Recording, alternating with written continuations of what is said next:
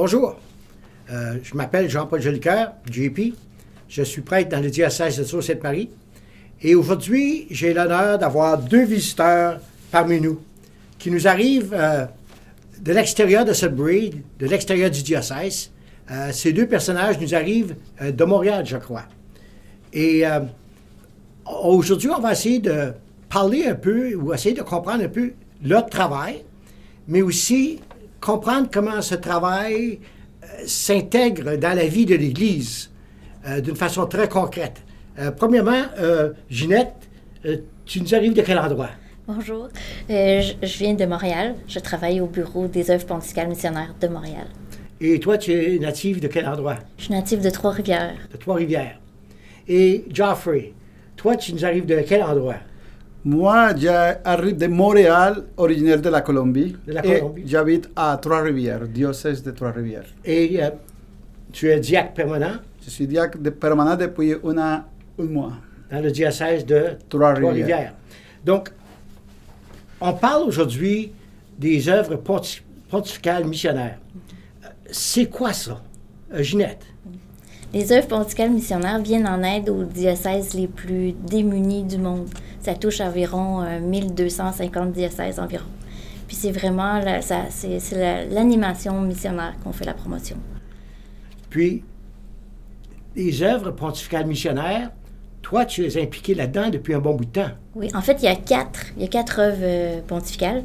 Puis moi, je suis coordonnatrice nationale pour Mondami, qui porte aussi le nom de œuvre pontificale de l'enfance missionnaire. Qui touche les enfants. Là, il faut se situer. Parce que dans notre mentalité, quand on parle de missionnaires, on parle de personnes qui vont dans d'autres pays évangéliser. Mais tu n'as pas l'air d'un père blanc ou d'une sœur missionnaire, toi, là.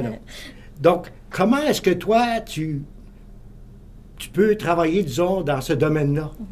Bien, disons qu'à plus jeune, j'ai eu la chance de faire des stages missionnaires à l'étranger. Je suis allée 2 fois en Haïti. J'étais allée 3 mois avec une communauté religieuse, c'est les Sœurs du Bon Pasteur. Puis ça a été une expérience assez déterminante. J'ai vécu des choses... c'était vraiment, j'ai touché l'authenticité de tout, je trouve, dans ces expériences-là. Puis c'est ça qui a tracé ma ligne après, puis je me suis retrouvée... À quel endroit en Haïti? C'était à Jérémie.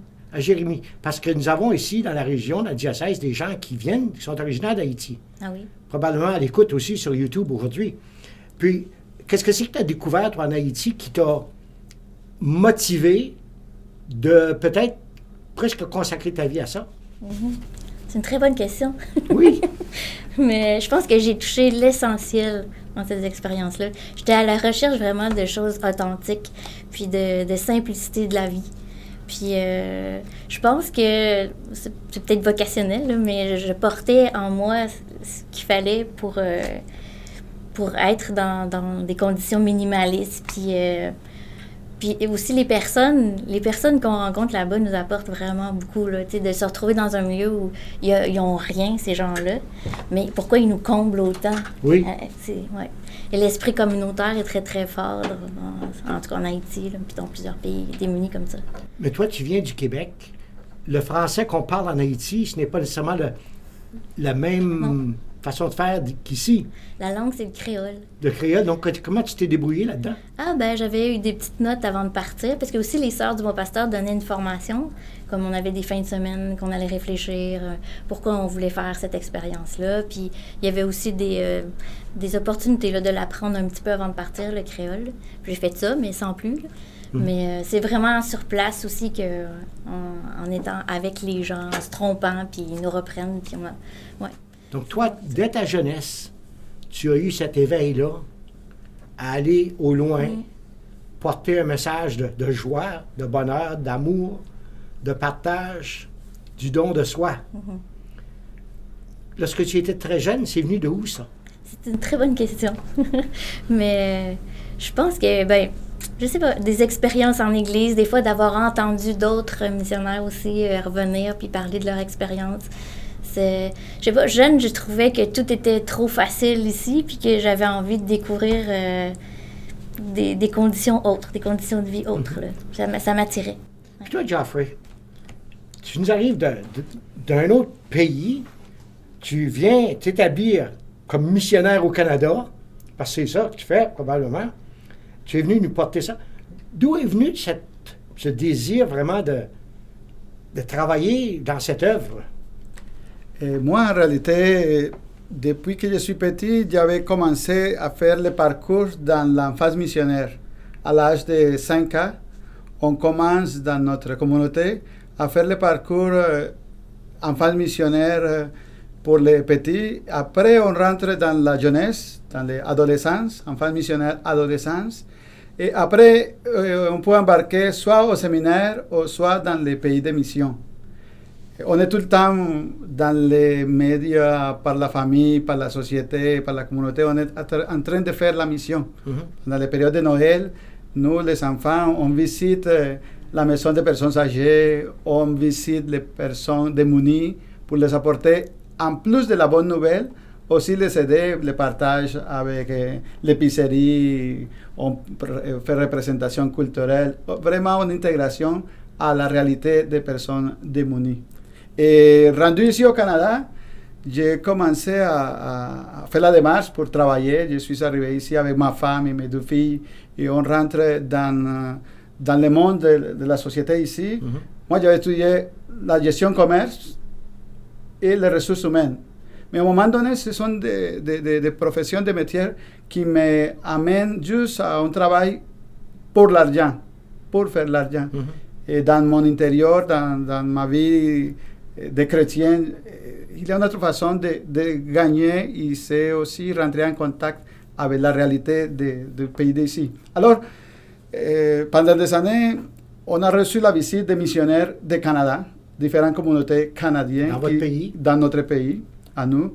Et aujourd'hui, on se sent vraiment que grâce à la mission qu'on a reçue, on a reçu la bonne nouvelle et aujourd'hui, on vient ici au Canada et c'est une façon, une manière de retourner tout l'apport missionnaire en travaillant ici pour les gens d'ici et aussi pour les gens de l'extérieur. Donc, qu'est-ce que c'est que ça prend dans une personne, un adulte, une laïque, pour dire, moi, je vais consacrer ma vie à cela? Ginette? Ben, c'est beaucoup la rencontre, je pense, d'aller à la rencontre des autres. C'est découvrir une culture, découvrir une nouvelle langue, aller vers l'autre différent. Je pense que ça me fait ça. Et vous autres, comme vous deux, vous travaillez surtout avec les animateurs de groupes de jeunes. Peux-tu nous expliquer un peu qu'est-ce que ça comprend, cela? On vient de finir un mois missionnaire extraordinaire pour nous rappeler l'importance de notre baptême, de se sentir disciples missionnaires avec notre baptême.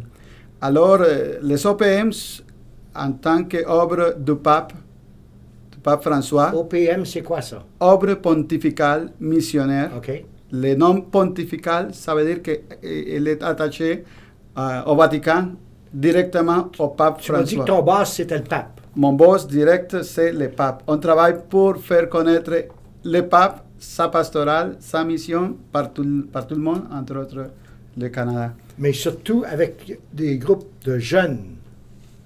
Ginette? Ben, en fait, l'œuvre dans laquelle que je m'occupe, c'est Monde Ami. C'est l'œuvre qui concerne les enfants de 8-12 ans. Chaque année, on a un pays vedette qu'on met en lumière pour faire découvrir aux enfants la culture de ce pays-là. Puis, on en fait un projet partage. Et cette année, c'est les enfants de l'Amazonie. Donc, concrètement, toi, tu es allé en Amazonie. Oui. Donc, peux-tu me parler de ton voyage, ton expérience, là? Oui. En fait, on est allé quelques jours seulement. On est parti, ça a pris 6 jours. Puis on est allé dans la province d'Oriana, dans la ville de Coca, où c'est basé. Ceux qui gèrent le projet, c'est des frères capucins qui sont établis là depuis longtemps. Puis ils ont aussi une école pour les enfants autochtones, tout ça. Il y a d'autres projets qu'on va les aider. Mais nous, on en met un en lumière, et c'est celui-là. Puis c'est ça, on est allé les visiter pour voir comment ils sont établis. Puis de là, on est parti, à 2 heures de là, on est allé voir une communauté indigène. Puis c'est ça, on était reçus par des chouars. On a rentré en contact, c'est des peuples qui vivent en territoire éloigné de façon volontaire, en respect avec la nature, tout ça. Mm-hmm. Ouais. Puis, tu as rencontré des jeunes dans ce coin-là du monde, Oui. puis tu es en train de faire des liens entre eux et les jeunes d'ici. Comment fais-tu ça? Ben, on a un site Internet. Puis quand on va là-bas, on prend des images, on fait des captations vidéo. On en fait une vidéo aussi pour l'animation auprès des jeunes. Donc, les animateurs peuvent utiliser tous les outils sur le site Internet. On fait aussi des activités de découverte pour faire découvrir la culture aux enfants d'ici. Parce que la mission de Monde Ami, c'est d'éveiller la conscience missionnaire des enfants d'ici à la réalité des enfants. Maintenant, comment tu fais pour faire découvrir aux jeunes d'ici cette dimension de la mission dans l'Église avec tout ce qui nous entoure et tout le luxe dans lequel on se retrouve? Je trouve qu'ici au Canada, les gens, les jeunes surtout, ont soif d'aider l'autre. On ne peut pas dire que la jeunesse du Canada n'est pas intéressée à la réalité des autres jeunes. Mais il faut encadrer toute la soif d'aide qu'il y a la jeunesse ici pour raconter qu'à l'extérieur d'ici, de notre réalité canadienne, de notre réalité locale, il y en a une autre réalité qui a besoin de nous, qui doit profiter de tous les avantages qu'on a. Et on rentre dans le partage de la charité pastorale qui nous a invité le pape François. Donc, vous faites découvrir aux gens d'ici les richesses qu'ils ont, puis que ces richesses, on peut les partager avec les autres. Puis non seulement la richesse matérielle, mais Ginette, ce que tu fais, toi, tu crées des liens. Entre autres, on a une activité qui s'appelle le papillon d'espoir. Le papillon d'espoir. Oui. Notre logo, c'est aussi un papillon. Je ne sais pas si vous l'avez vu. Oui. Donc, c'est ça. C'est un symbole, le papillon monarque qui voyage de longue distance. Fait qu'on a créé cette activité-là pour que le jeune d'ici puisse écrire un petit mot pour un enfant démuni dans le monde, soit dans les orphelinats ou dans des écoles. Donc, le directeur des œuvres, il va à l'occasion dans différents pays pendant l'année, rapporte ces papillons-là avec lui puis les distribue là-bas. Puis chaque fois, ça fait son effet quand le jeune reçoit son papillon là-bas puis il sait qu'il y a un ami canadien qui pense à lui. Ça touche, oui. Donc, ça t'ouvre au monde qui est à l'extérieur de ton petit coin où tu te retrouves. Parce que je trouve que votre poster ici parle beaucoup. Parce que tu as quand même des gens d'ici, des gens de l'extérieur qui sont unis dans ce qui ressort de ça, c'est le regard des jeunes. Donc, il y a une certaine communion qui se crée. Donc, dans les écoles, parce que, expliquez-nous qu'est-ce que vous faites, vous autres, là, comme animateurs. Ginette, toi, dans ton travail, qu'est-ce que tu fais? Tu voyages beaucoup. Oui. Bien, à l'occasion, on est appelé pour aller présenter les projets, soit dans des groupes de catéchèses, mais c'est plus les catéchètes qui travaillent vraiment avec les enfants. Nous, au bureau, on produit les activités, tout ça. Mais à l'occasion, ça arrive qu'on se déplace pour présenter le projet. Donc, ici à Sudbury, parce qu'on est à Sudbury présentement, là, aujourd'hui, vous avez rencontré un groupe. C'était qui, ça, ce groupe? C'était des animateurs de pastoral dans les écoles. Au Conseil catholique c'est ça, de Sudbury, du nord de l'Ontario. Oui, c'est ça. Oui. Puis, j'ai oublié l'acronyme. Là, Oui, exactement, moi aussi.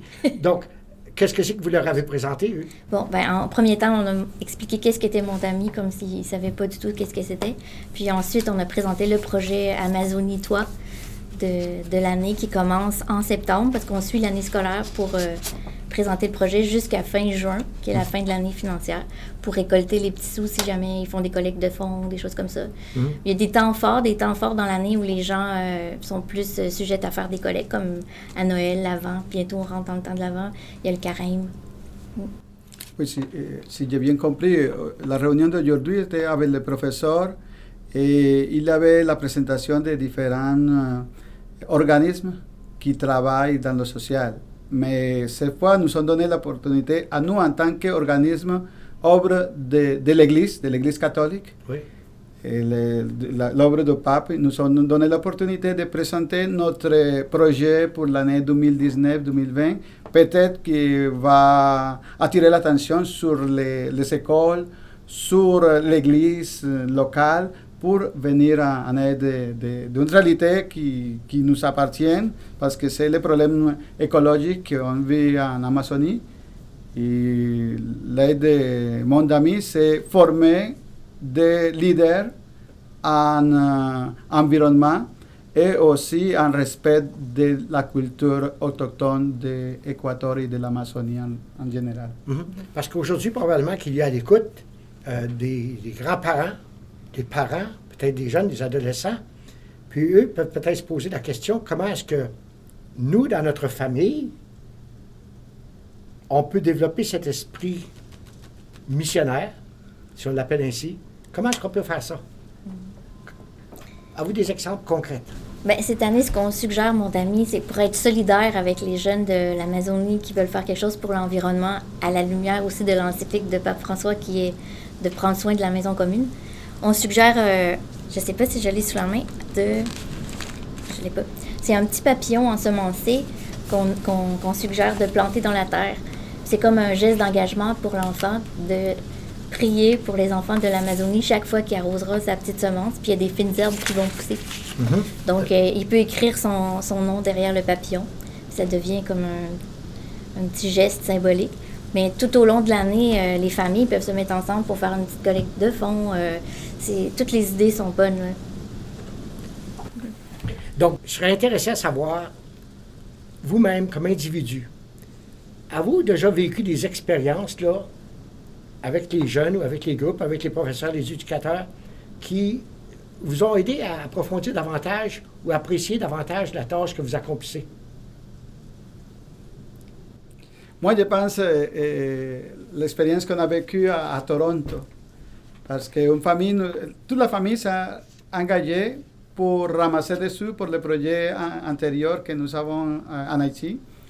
Et c'est un projet qui a réuni la famille, qui a questionné beaucoup les garçons de différents âges, parce qu'on a un garçon de 10, une fille de 6 ans, et de différents âges, qui se ont embarqués, et à la fin, on touchait.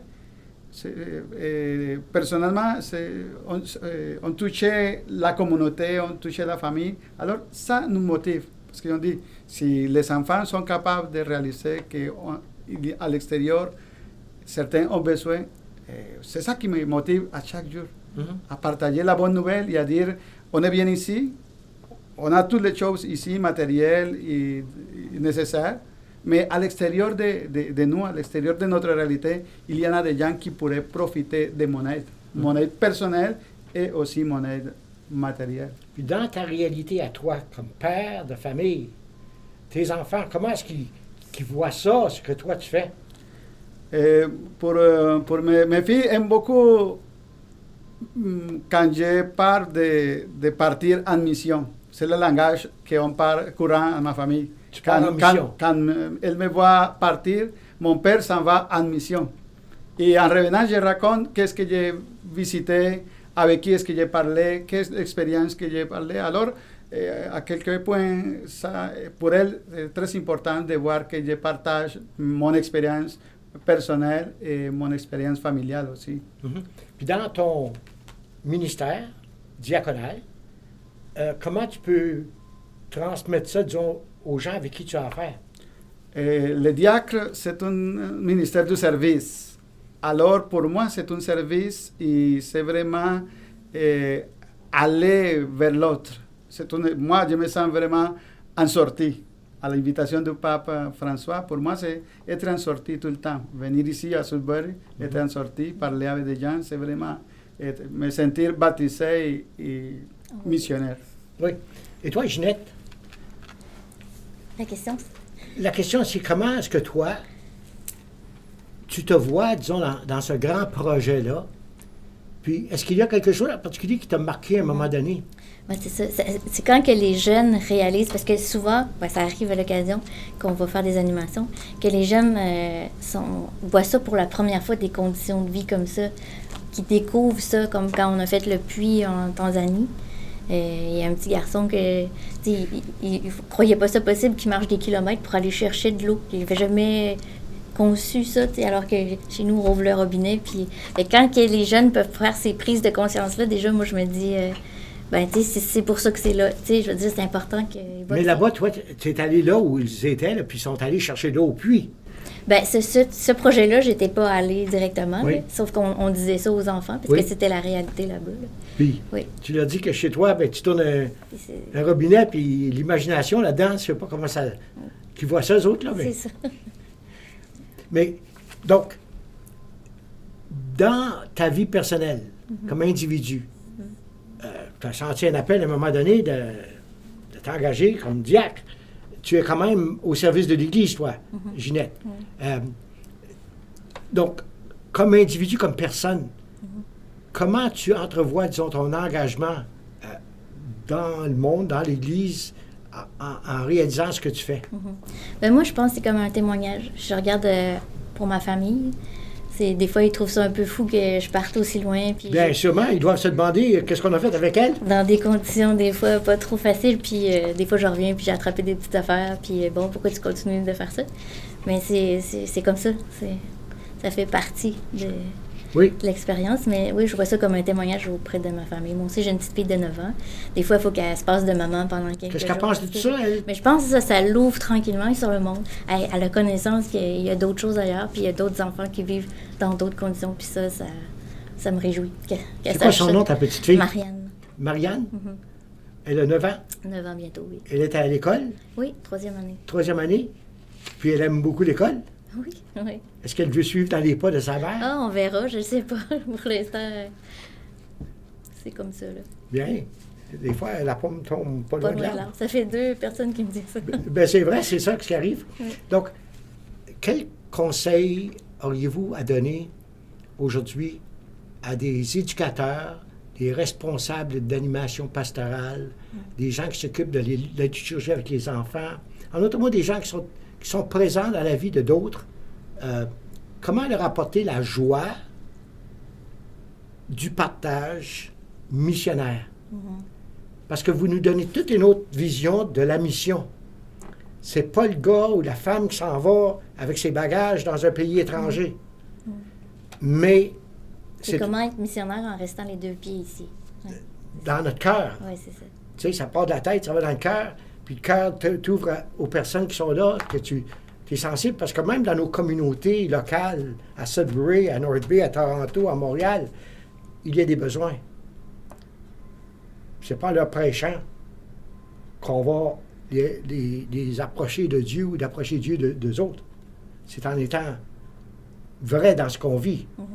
Donc, vous autres, Et moi, je pense la piste concrète l'a donné le pape pour les mois missionnaires. Il nous a invités à la prière. Il est très important la prière. Il est très important le témoignage. Il est très important la charité. Et il est très important le partage. Alors, si on est capable de suivre les 4 lignes de mois missionnaires extraordinaires, on pourrait rentrer dans ce que le pape Benoît XVI nous a partagé de nous, la bonne nouvelle se transmet par attraction, pas pour imposition. C'est vraiment par attraction, c'est vraiment en rentrant en relation avec l'autre. N'importe où, dans une cafétéria, dans un restaurant, n'importe où, dans la ville, dans l'église, on doit être tout le temps évangélisateur à l'extérieur. toi, Ginette, tout à l'heure, tu me mentionnais trois éléments. La pédagogie de mon ami, apprendre, prier, partager. Apprendre, comment est-ce qu'on définit? Apprendre pour apprendre sur la culture, sur les enfants, sur la géographie, et l'ouvrir sur les recettes, qu'est-ce qu'ils mangent, la langue, c'est ça. Puis aujourd'hui, avec l'ordinateur que les jeunes ont entre les mains, la tablette, ils peuvent aller fouiller tout ça, apprendre, découvrir, s'ouvrir l'esprit. C'est ça. Deuxième chose, Prier avec et pour les enfants du monde. Tu sais. Souvent, nous, on est un pays donateur, mais les enfants de l'enfance missionnaire d'Afrique, eux, quand ils savent qu'ils sont aidés par les enfants canadiens, prient pour les enfants canadiens. Tu sais, c'est un bel échange entre les deux. Puis apprendre, prier et partager. Partager autant l'amitié du jeune avec l'enfant dans le monde ou partager ses petits sous là, comme il peut. donc on ne parle pas seulement du partage de l'argent, Mais Non. c'est aussi l'amitié. de l'amitié, la fraternité, la solidarité, être unis dans un même projet, Nous formons une communauté, une église, un peuple. Une création, une maison commune. Définis-moi maison commune. Ben, c'est pas François qui le définit le mieux, mais je veux dire, c'est la maison où tout le monde nous habitons. Là, Cette maison commune, c'est notre.